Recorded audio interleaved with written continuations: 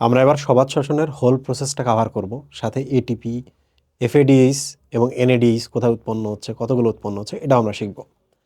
তো আমি যখন ক্লাস নিব, সামহাও যদি কোনো কারণে মনে হয় এই বাক্যটা বুঝি নাই, পজ করবা, করে আবার 10 সেকেন্ড আগে গিয়ে আবার ওই জায়গাটা শুনবা, ঠিক আছে? আমি জাস্ট একটা তোমাদের স্টোরি শোনাবো কেমনে কী করতেছে। সো এইটা আমরা কভার করব, এটা কভার করব, এটা কভার করব, এটা, এটা অ্যান্ড এইটা। ওকে, সো এইটা হচ্ছে আমাদের স্লাইড, যেখানে এটা আমাদের খেরো খাতা। ওকে, এখানে আমরা শিখব। সো আমরা দেখছি সবাত শ্বসন। স মানে সঙ্গে বা লাগে, বাত মানে হচ্ছে বাতাস বা অক্সিজেন।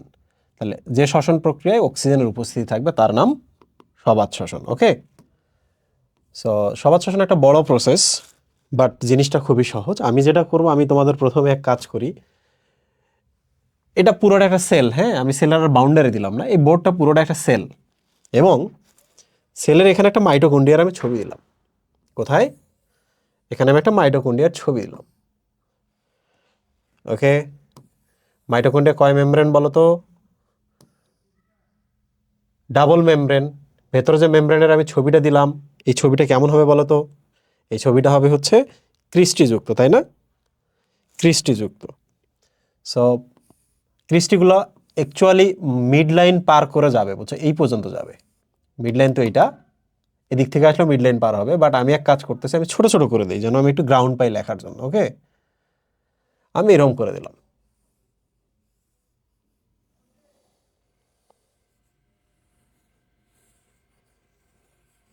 এই হচ্ছে মাইটোকন্ড্রিয়া। ওকে, সো শ্বসনের প্রথম পদার্থ কি? গ্লুকোজ, তাই না? C6H12O6। বলো তো কোথায় আছে এটা? সাইটোপ্লাজমে আছে। মানুষের ক্ষেত্রে দেখো, রক্তের মাধ্যমে গ্লুকোজ কোষের সাইটোপ্লাজমে প্রবেশ করেছে গ্লুকোজ, ঠিক আছে? তো গ্লুকোজটা আমাদের প্রথম কাজ কি বলো? গ্লুকোজটা আমরা প্রথমে ভেঙে ফেলবো।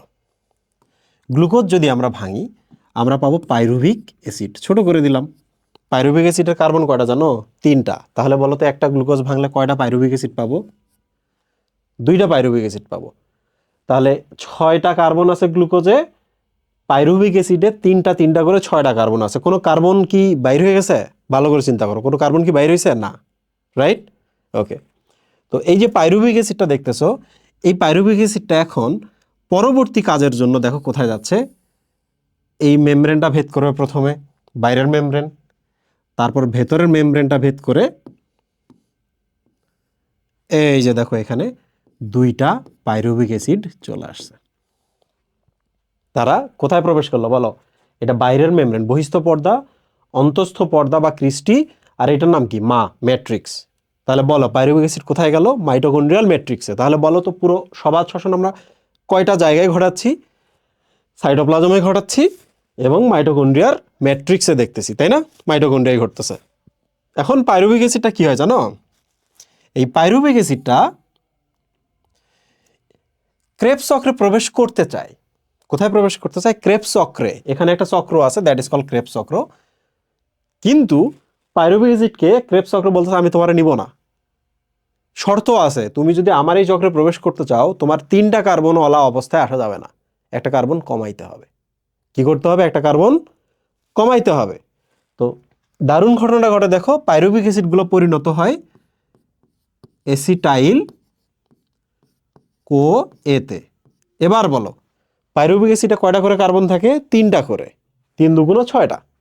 তাহলে 3টা করে দেখো পাইরুভিক অ্যাসিডে কি আছে, আমি এভাবে দেখাই একটু, জাস্ট দেখো। একটা কার্বন, 2টা, 3টা, 4টা, 5টা, 6টা। এটা গ্লুকোজ। পাইরুভিক অ্যাসিড 1টা, 2টা, 3টা, তাহলে 2টা, রাইট?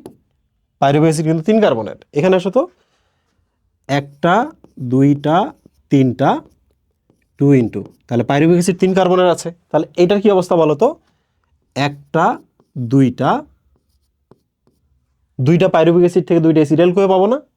পাইরুভিক অ্যাসিডের কয় কার্বন করে? 3 কার্বন করে। অ্যাসিটাইল কোয়ের কয় কার্বন করে? 2 কার্বন করে। তাহলে প্রশ্ন হলো ভাই, 3 গুণ 2 6, 6টা কার্বন এখনো আছে। 2 গুণ 2 4, তাহলে 2টা কার্বন তো মিস হয়ে গেল, কোথায় গেল? এইটাই তো মজার ব্যাপার যে এই জায়গায় 2টা কার্বন বের হয়। তোমরাই বলো তো কার্বন বের হয় কিভাবে? কার্বন ডাইঅক্সাইড আকারে। কয়টা বের হবে? 2টা। তাহলে দেখো 3 দুগুণ 6, 2 দুগুণ 4, 2টা মিসিং, 2টা কার্বন ডাইঅক্সাইড আকারে বাইরে চলে গেছে। মজার ব্যাপার দেখো এখানে 2টা পাইরুভিক অ্যাসিড 2টা এসিটাইল কোয়েতে পরিণত হয়েছে, 2টা কার্বন ডাইঅক্সাইড বের হয়েছে। এই জায়গার সব কিছু কিন্তু 2 করে। ওকে, এটা একটা ট্রিক যে পাইরুভিক অ্যাসিড থেকে এসিটাইল কোয়ে যদি আমি সৃষ্টি করতে চাই সব 2 দিয়ে গুণ দিব আমি। ওকে, এবার দেখো এসিটাইল কোয়েটা কি করবে, মজার এবার চমৎকারভাবে একটা এসিটাইল কোয়েগুলা এই চক্রের মধ্যে প্রবেশ করবে। ওকে, এখন সে এই চক্রের মধ্যে প্রবেশ করলো। এসিটাইল কোয়ে যখন এখানে প্রবেশ করে, মনে রাখবা এই কোয়েটা কিন্তু অতিরিক্ত পোরশন। ওই কোয়েটা এই চক্রের মধ্যে প্রবেশ করতে পারে না, কোয়েটা বাইরেই থেকে যায়। এসিটাইল পোরশনটা ভেতরে প্রবেশ করে। কয়টা এসিটাইল কোয়ে প্রবেশ করলো বলো তো? 2টা পাইরুভিক অ্যাসিড থেকে 2টা এসিটাইল কোয়ে না? 2টা প্রবেশ করে, এবং প্রবেশ করার পর দেখো এখানে এটিপি উৎপন্ন হয়। আমি ছোট করে দিচ্ছি, FADH উৎপন্ন হয়, FADH2 বেসিক্যালি, এবং NADH উৎপন্ন হয়। এটা NADH প্লাস H প্লাস আর কি। আমি ওগুলো লিখলাম না, সহজ করে যেন তুমি বুঝতে পারো। Okay, look at this, ATP, FADH, NADH উৎপন্ন হচ্ছে। ওকে, তো এখন তোমার টার্গেট কি সবসময় ছিল? এটিপি উৎপন্ন করা টার্গেট ছিল না? FADH এবং NADH তুমি কখনো চাইছিলা? চাও নাই। এবার যেটা হবে, এই যে ক্রিস্টি আছে না, মাইটোকন্ড্রিয়াল যে ক্রিস্টি আছে না, ক্রিস্টির মধ্যে ইলেকট্রন ট্রান্সপোর্ট সিস্টেম আছে, সো FADH-ও যাবে এখানে, FADH যাবে এইটাতে, আর NADH যাবে এখানে। মানে ও প্রথম থেকে শুরু হবে আর এটা যাবে সেকেন্ডটাতে, এই পাশে যাবে, এবং যাওয়ার সময় এই জায়গায় খালি এটিপি তৈরি হতে থাকবে। বুঝছো, এটিপি তৈরি হতে থাকবে। সো বলো তো আলটিমেটলি এটিপি কোথায় উৎপন্ন হইলো? এখান থেকে যা পাইলাম ইলেকট্রন ট্রান্সপোর্ট চেইনের মধ্যে বা ইলেকট্রন ট্রান্সপোর্ট সিস্টেম বা ক্রিস্টির মধ্যে উৎপন্ন হয়েছে, তাই না? তাহলে সাইটোপ্লাজম থেকে জার্নি শুরু করেছিলাম, এখানে গিয়ে শেষ করেছি। প্রশ্ন হলো ভাই, এসিটাইল কোয়েতে 2টা কার্বন, তাহলে 2 দুগুণ 4, তাহলে 4টা যে কার্বন এখানে প্রবেশ করেছে সেই কার্বনগুলো কোথায় গেল? দেখো কার্বন ডাইঅক্সাইড বের হয়ে যায়। তাহলে বলো তো কয়টা বের হবে? 4টা। খেয়াল করছো, 6 কার্বনের একটা গ্লুকোজ নিয়ে আমরা জার্নি শুরু করেছিলাম, 6 কার্বনের একটা জার্নি শুরু করেছিলাম, এখানে 2টা কার্বন বের হয়েছে, এখানে 4টা কার্বন বের হয়েছে। তার মানে গ্লুকোজটা পুরো ভেঙে গেছে, গ্লুকোজের সব কার্বন বাইর হয়ে গেছে কার্বন ডাইঅক্সাইড আকারে, তাই না? আমি তো বলেছিলাম যে অক্সিজেন যে শ্বসনে ব্যবহার হবে, সবাত শ্বসন, গ্লুকোজটা কমপ্লিটলি ভেঙে যাবে, এবং সবচেয়ে বেশি এটিপি এখানে উৎপন্ন হয়। বুঝতে পেরেছো? এখন আমরা প্রসেসগুলোর নাম শুনি, যে প্রসেসটা আমরা করলাম এই প্রসেসগুলোর নাম শিখি। ওকে, গ্লুকোজ এটাকে বলা হয় গ্লাইকোলাইসিস। দেখো লাইসিস মানে ভাঙ্গন, গ্লাইকো মানে হচ্ছে গ্লুকোজ। তাহলে এবার বলো তো গ্লাইকোলাইসিস মানে কি? গ্লুকোজের ভাঙ্গন। দেখো গ্লুকোজটা এত বড় ছিল, মাঝখানে জাস্ট ভেঙে হাফ হাফ 2টা পাইরুভিক অ্যাসিড উৎপন্ন হয়েছে, ঠিক আছে? গ্লুকোজের ভাঙ্গন হইল। এবার বলো তো গ্লাইকোলাইসিস কোথায় ঘটলো? সাইটোপ্লাজমে, রাইট? ওকে, সাইটোপ্লাজমে ঘটলো। মনে রাখবা সবাত হোক আর অবাত হোক, এই ধাপটা সবসময় ঘটে, এই ধাপটা সবসময়ই ঘটে। তাহলে সবাত এবং অবাত শ্বসনের দুটোর জন্যই সাধারণ গতিপথ বা কমন গতিপথ কোনটা? গ্লাইকোলাইসিস। সবাত অবাত দুইয়ের ক্ষেত্রে কমন এটা, ঠিক আছে? তো একটা প্রসেস পেলাম, পাইরুভিক অ্যাসিড তো এখানে আসলো, এখানে কোনো প্রসেস নাই, pyruvic acid to pyruvic acid কোনো বিক্রিয়া নেই। পাইরুভিক অ্যাসিড থেকে এসিটাইল কোয়ে তৈরি হলো, এটাকে বলা হয় পাইরুভিক অ্যাসিডের জারণ। পাইরুভিক অ্যাসিডের জারণ। তোমরা বলো তো এটা সম্পূর্ণ জারণ না অসম্পূর্ণ জারণ? এটাকে বলা হয় সম্পূর্ণ জারণ। সবাত শ্বসনের সম্পূর্ণ জারণ, অবাত শ্বসন যদি হতো ওটা আমরা লিখতাম পাইরুভিক অ্যাসিডের অসম্পূর্ণ জারণ। ওকে, এবার এসিটাইল কোয়ে থেকে আমরা যে চক্রে প্রবেশ করলাম, এবার এই চক্রে একটা বিক্রিয়া হইলো, এটার নাম কি বলতো? ক্রেবস চক্র। ক্রেবস আবিষ্কারক, এই জন্য ওনাকে বলা হয়, এই চক্রের নাম হচ্ছে ক্রেবস চক্র। এখানে কিন্তু ট্রাইকার্বক্সিলিক অ্যাসিড উৎপন্ন হয় বলে এটাকে কিন্তু আমরা ফিউচারে গিয়ে বলবো ট্রাইকার্বক্সিলিক অ্যাসিড সাইকেল। ওকে, সাইট্রিক অ্যাসিড এখানে উৎপন্ন হয় বলে এটার আরেকটা নাম হচ্ছে সাইট্রিক অ্যাসিড চক্র, ফিউচারে শিখবো। তো আপাতত মনে রাখো ক্রেবস চক্র। গ্লাইকোলাইসিস পেয়েছি, পাইরুভিক অ্যাসিড থেকে যখন এসিটাইল কোয়ে পেলাম, দিস ইজ পাইরুভিক অ্যাসিডের সম্পূর্ণ জারণ বা পাইরুভিক অ্যাসিডের জারণ, এখানে একটা চক্র পেলাম, ক্রেবস চক্র। ক্রেবস চক্রের পরে এই যে এখানে যে ঘটনাটা ঘটলো, তোমরা কি জানো এটার নাম কি? এটার নাম হচ্ছে অক্সিডেটিভ ফসফোরাইলেশন। কি নাম এটা? এই জায়গাটাতে কি ঘটে দেখো, অক্সিডেটিভ ফসফোরাইলেশন। কোথায় ঘটলো বলো তো? ইটিএস এ, ইলেকট্রন ট্রান্সপোর্ট সিস্টেমের মধ্যে অক্সিডেটিভ ফসফোরাইলেশন ঘটলো। যদি না বোঝো বলে দিই, কি হয় জানো? এই যে এফএডিএইচ এনএডিএইচ দুইটাই কিন্তু এখানে আসে। এই দেখো এনএডিএইচ এর কথাই বলি আমি। এনএডিএইচটা যখন এখানে আসে দেখো, তারা ইলেকট্রনটাও ছেড়ে দেয়, প্রোটনটাও ছেড়ে দেয়। তাহলে এনএডিএইচটা কি এনএডিতে পরিণত হবে না বলো তো? ইলেকট্রন ছাড়ন মানে কি? জারণ না? ইলেকট্রন ছাড়ন মানে কি? জারণ না?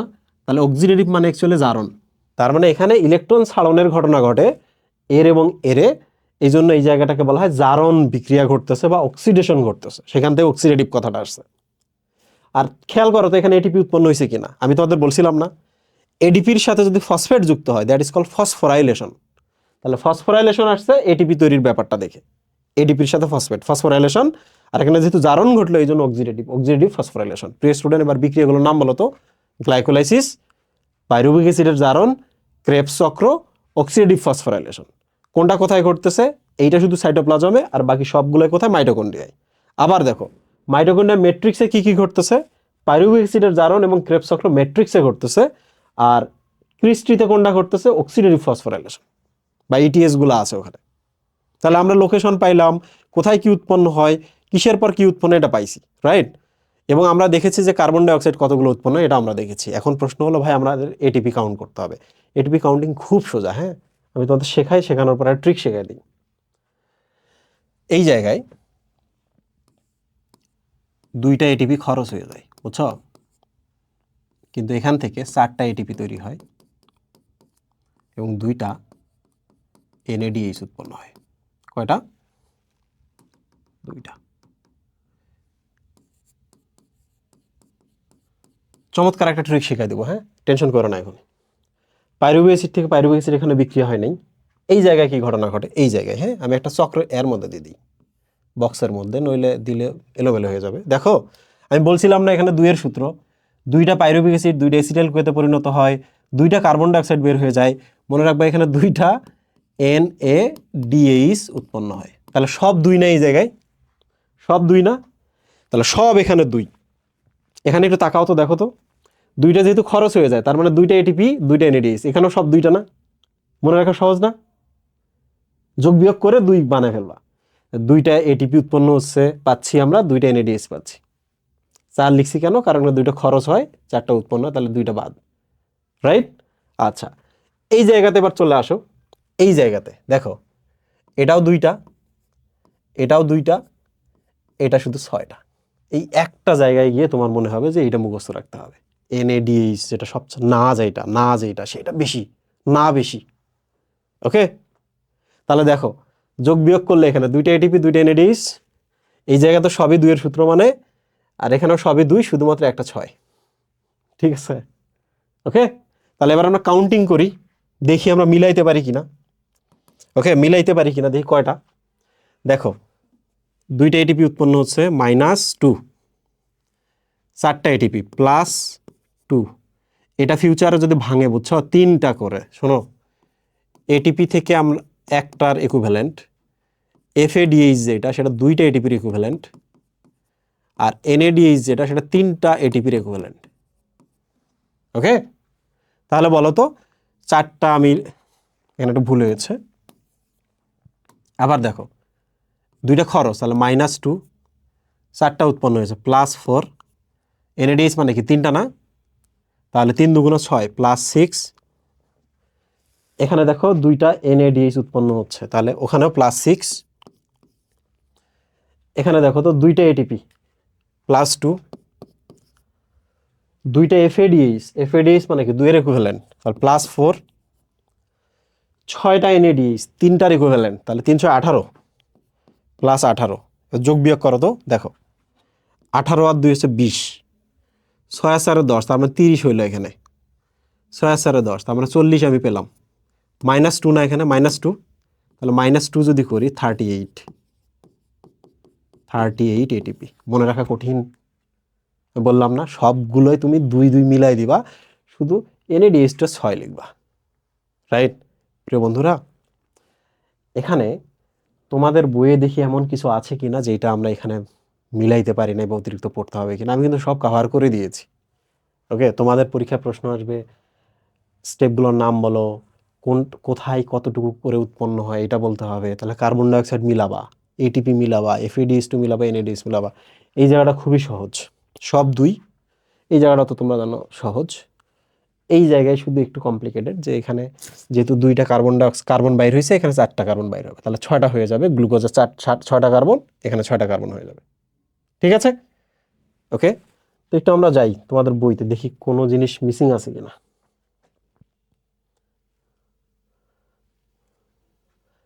এই দেখো, আমরা 2টা কার্বন ডাইঅক্সাইড পেয়েছিলাম, এসিটাইল কোয়ের ওখানে 2টা কার্বন ডাইঅক্সাইড, দেখো তো মিলে কিনা। এসিটাইল কোয়ে সৃষ্টির সময় 2টা কার্বন ডাইঅক্সাইড। তারপর হচ্ছে দেখো ক্রেবস চক্রে গিয়ে আমরা 4টা কার্বন ডাইঅক্সাইড পেয়েছি, তাই না? এটা ক্রেবস চক্রে দেখো এই 4টা কার্বন ডাইঅক্সাইড পেয়েছি। তারপর হচ্ছে ওই যে বলছিলাম না যে 2টা 2টা করে, দেখো সব মিলতেছে, এখন সব মিলবে, এখন আর কোনো প্রবলেম নাই। আর এই যে দেখো ইকুইভ্যালেন্সি নিয়ে এখানে কথা বলা আছে, NADH2 3টা, FADH2 হচ্ছে 2টা। তার মানে আমি যদি এখানে FADH লিখেছি, NADH লিখেছি, এটা অ্যাকচুয়ালি 2 2 করে লিখবা। হ্যাঁ, সহজ কথায় দ্রুত মনে রাখার জন্য আমি এটা করেছি। আর ইলেকট্রন ট্রান্সপোর্ট সিস্টেমের কথা এখানে বলা আছে, আর কোনো কথা বলা নাই। তোমাদের অক্সিডেটিভ ফসফোরাইলেশন শব্দটা এখানে ব্যবহার করা নাই। ক্রেবস চক্র নিয়ে কথা বলা আছে। হ্যাঁ, এই যে এখানে একটা কথা বলা আছে, মনে রাখবা। এই দেখো, প্রায় সমস্ত উদ্ভিদের ক্ষেত্রে এই চক্রে GTP এর পরিবর্তে সবসময় ATP উৎপন্ন হয়। মনে রাখবা, ক্রেবস চক্রে ইউজুয়ালি আমরা ATP পড়লাম না, NADH, এবার 2 লিখি, FADH2 পড়লাম না। ওকে, মনে রাখবা উদ্ভিদের ক্ষেত্রে ATP উৎপন্ন হচ্ছে ডিরেক্টলি এখানে, কিন্তু প্রাণীদের ক্ষেত্রে কিন্তু এখানে GTP উৎপন্ন হয়। একই কথা, অ্যাডিনোসিন ট্রাইফসফেট, এটা হচ্ছে গুয়ানোসিন ট্রাইফসফেট। ATCG-র নাম শুনছো না তোমরা? ওইটা অ্যাডিনোসিন গুয়ানোসিন। তো এটা গুয়ানোসিন পরে আবার আরেকটা বিক্রিয়ার মাধ্যমে ATP-তেই কনভার্ট হয়। তাহলে GTP জয়টা, ATPও কিন্তু তয়টাই, ইকুইভ্যালেন্সি কিন্তু ইকুয়াল।